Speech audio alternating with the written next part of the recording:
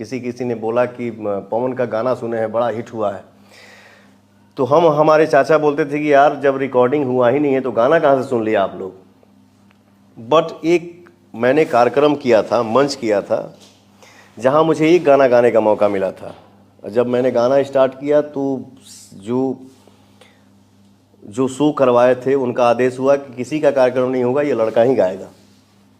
वो माइक वाला ना जो सिस्टम था, जो साउंड वाला, वही रिकॉर्ड कर लिया और उसको ओढ़निया वाली के नाम से रिलीज कर दिया। अच्छा। वो कैसेट सुपर हिट हो गया। वो मालिक जब आया था घर में ना, और हमारे परिवार से भी मतलब बहुत ये हुआ कि वो गाना फिर से गा दीजिए या मेरे कंपनी को राइट दे दीजिए। मैंने बोला नहीं।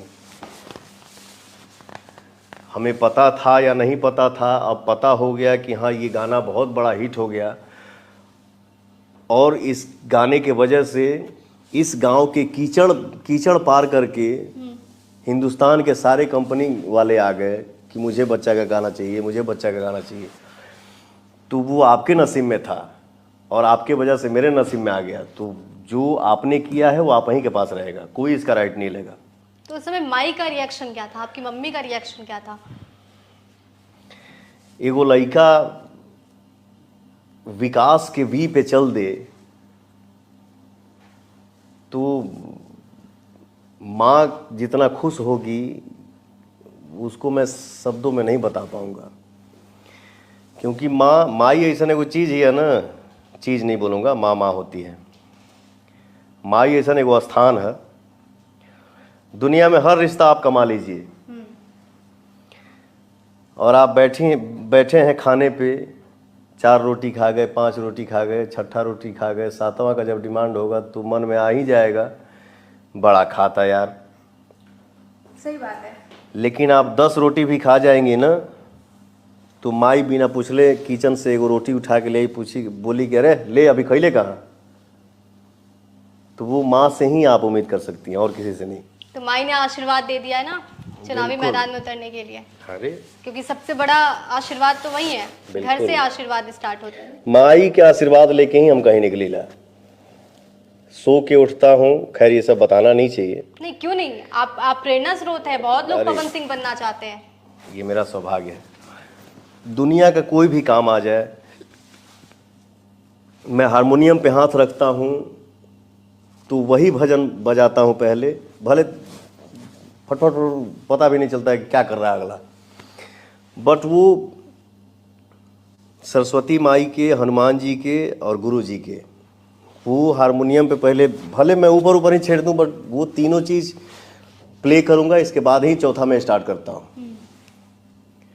क्या बोल रहा था, सॉरी मैं भूल गया। जब आप स्टार्ट करते हैं गाने का? हाँ, मैं कहीं भी निकलता हूँ तो माई के आशीर्वाद लेके निकलीला, और सूत के उठीला तो हम जिसको मानते हैं उसको पहले प्रणाम करते हैं। मोबाइल छुअब तो सबसे पहले बात करब चाहे ना करब, बट सूत उठ के डायल पहला वही नंबर होगा जिस पे लिखा है माई। इसके बाद ही दुनिया का कोई काम होगा। तो मुझे लगता है ना कि हाँ, माई लिखा गई तो फिर कोई काम रुकने वाला नहीं है। तो मतलब माँ का जो हक होता है ना हमारे जीवन में, वो अलग होता है, क्योंकि हमें कोई डांट नहीं सकता। माँ डांटे तो हमें बुरा भी नहीं लगता। हाँ। आपके साथ जब भी ऐसी कंट्रोवर्सी होती है सोशल मीडिया पे, आप खुद ही सुबह उठते होंगे तो न्यूज़ देखते होंगे, अरे भाई ये तो मैंने किया नहीं था, ये हो गया। माई कभी डांटी कि नहीं है, क्या तुम कर देते हो पवन? कभी कभी देखिए अफसोस होता है कि किसी चीज़ को जीवन में, इसके बारे में बहुत लोगों को पता है, ठीक है, और वो चीज़ भी चल के पवन सिंह के पास आता है और थोड़ा भावुक होता है। पवन सिंह को पैसे से कोई खरीद नहीं सकता है, और ना ही कोई मुझे दुनिया में पैसे से डिगा सकता है। हाँ, आंसू आएगा, कोई अपना तकलीफ बताएगा तो पवन सिंह से कोई भी काम करवा सकता है। तो कोई चीज़ ना, पर्टिकुलर मैं एक चीज़ को नहीं बोल रहा हूँ, किसी के लिए भी बोल रहा हूँ, जो मैंने काम किया है कि हाँ ये चलो ठीक है बाबू, बैठो काम करो, आगे बढ़ो, मस्त रहो। तो माई डटले भी है कई बार। सुन, ते आदत सुधरबे कि ना? ज्यादा समझ से भी मत बन। ठीक ना? ते मने का मने एक्टिंग करत तेरे गाना गाओ तो बहुत तेज हो गई बड़े। देख तोरा धक्का लागी तबे पता चली, कहे कि हम जानत हैं ओकरे बारे में, चाहे किसी के भी बारे में। जो जो जिससे जिससे प्रॉब्लम हुआ जीवन में, किसी एक के लिए नहीं बोल रहा हूँ। बोल भी दूंगा, ऐसा नहीं है, मैं डरता नहीं हूँ किसी से, मैं सम्मान करता हूँ। अगर पवन सिंह को बदनाम करके कोई खुश है, चलो ठीक है, खुश रहो।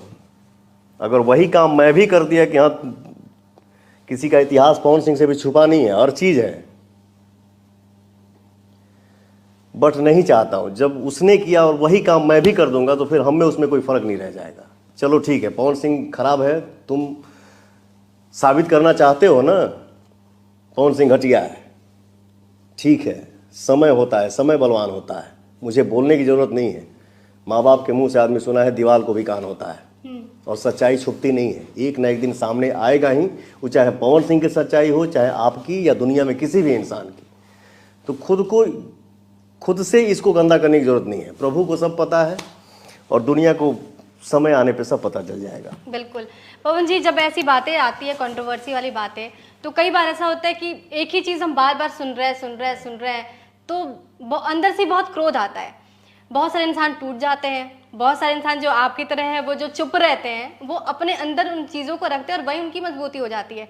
पवन जी ने इन तमाम प्रेशर्स को हैंडल कैसे किया? दुनिया में जिस देवी का आपने फोटो दिखाया ना, तो उसको खोने के बाद मैंने बोला कि भाई मेरे से अब एक्टिंग नहीं होगा और ना ही सिंगिंग होगा, मैं छोड़ देता हूँ। मैं किसानगिरी करके, हल चला के, ट्रैक्टर चला के मैं अपना जीवन बिता लूँगा, बट मेरे से अब ये सब नहीं होगा। लेकिन दोस्ती एक ऐसी चीज़ होती है, दोस्ती एक ऐसी महान स्थान है। मेरे जीवन में एक दोस्त है जिसका नाम है दीपक। तो जब हुआ था तो मैं तो सन रहा, अरे एक आर्टिस्ट कलाकार के जीवन में इस टाइप का कलंक लग गया मेरे कंधे पे। लगना था, लग गया, क्या कर सकता हूँ। बट मेरे दीपक ने बोला भाई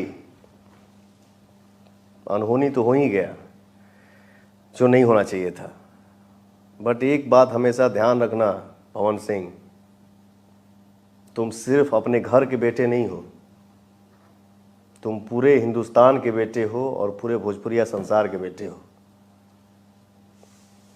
तो तुम जिस वजह से तुमको पहचान मिली है उसको तुम साइड नहीं कर सकते, चाह के भी। तुम्हारे चाहने वाले इतने हैं ना कि तुम चाहोगे भी कि मैं सिंगिंग छोड़ दूं, एक्टिंग छोड़ दूं, नहीं छोड़ने देंगे। तो मैं उस दोस्त को थैंक यू बोलूँगा। थैंक यू सो मच मेरा भाई दीपक, जो तुमने इतना हिम्मत दिया मुझे कि मैं टूट भी चुका था तो एक दोस्त ने इतना साथ दिया, इतना सपोर्ट किया कि मैं भी सोचा कि चलो संघर्ष ही जीवन है, इससे हार नहीं मानने का। दुनिया का कोई भी झटका आएगा उसको झेल लूँगा।